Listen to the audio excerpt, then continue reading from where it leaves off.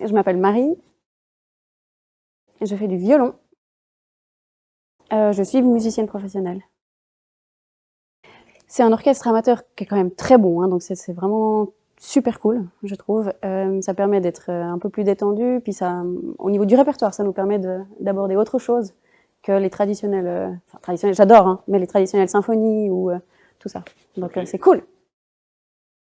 Alors là, actuellement, j'écoute la sonate de Ravel parce que je dois la monter, mais sinon j'écoute rien à voir, plus du chill French Kiwi Juice ou bien Tom Misch ou bien Silk Sonic. La Concordia de Fribourg, qui a fait une création d'une pièce d'un compositeur suisse. C'était incroyable. Avec en plus, ils avaient retransmis des images, il y avait des créateurs avec la peinture qui faisaient des mélanges de textures. Et c'était transmis les deux en même temps. Depuis, c'est mon deuxième projet. Le premier projet que j'avais dû faire, c'était à la base, à côté du violon, je joue un peu d'accordéon puis un peu de piano.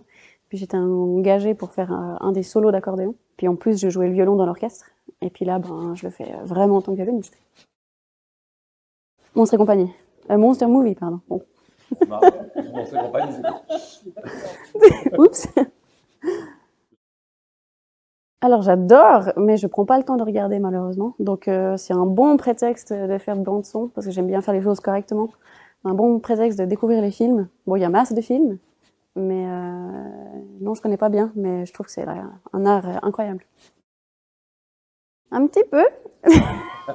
Non, je connaissais les noms, mais je les ai pas forcément regardés encore. J'ai regardé Django, évidemment. C'est un des derniers. Mais non, je les ai pas vus. Je trouve qu'il y a une ambiance vraiment super cool. Vraiment ouais, familiale, très sympa.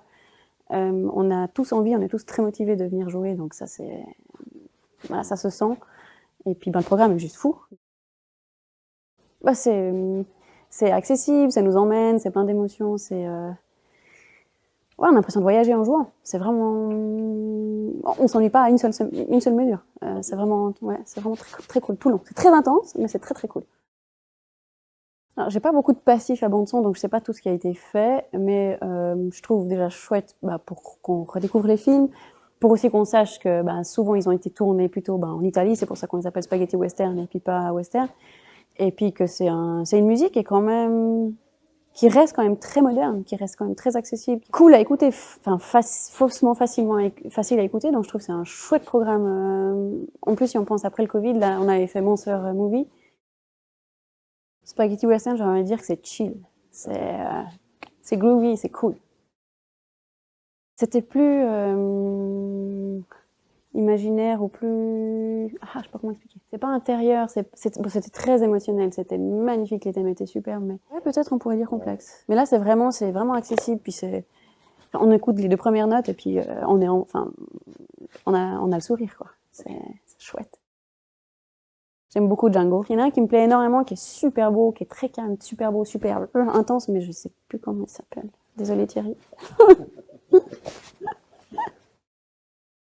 D'oser se faire surprendre et puis d'oser se faire emporter parce que j'avais emmené des amis la dernière fois à venir écouter mon sœur et ils ont dit ah en fait c'est trop bien, enfin si tu m'avais pas dit de venir voilà, et puis il faut juste passer le cap parce que c'est pas un moment difficile, en fait on se fait emporter, on voyage. Ça touche directement, c'est des musiques avec des émotions directes. Certaines fois la musique classique il faut chercher, c'est un peu plus subtil. Là, voilà, c'est du direct, donc ça vaut la peine. Laissez-vous surprendre et puis partagez cette bonne ambiance parce que c'est vraiment cool. Je pense que c'est ça aussi la force des musiques de films, c'est qu'on peut aussi ouais, les apprécier parce que c'est, comme j'ai dit, c'est des émotions directes. Donc on peut imaginer plein de choses. Thierry avait dit très justement dans le Monster que c'est vraiment la musique qui donne le caractère au personnage. Et si on n'a pas de musique, on pourrait imaginer plein de choses. On voit dans des reels sur Instagram où on change la musique. De Voldemort, par exemple, on met un truc un peu... Puis on se dit, ah ouais, en fait, la musique est hyper... elle représente, elle donne le caractère, mais pas que. On peut aussi se faire emmener sans, et c'est magnifique. Vraiment. C'est l'occasion de découvrir de penser aussi comment ça a été tourné, où ça a été fait. et de découvrir un style de film. Mais Thierry, il connaît mieux les films que moi. Si jamais.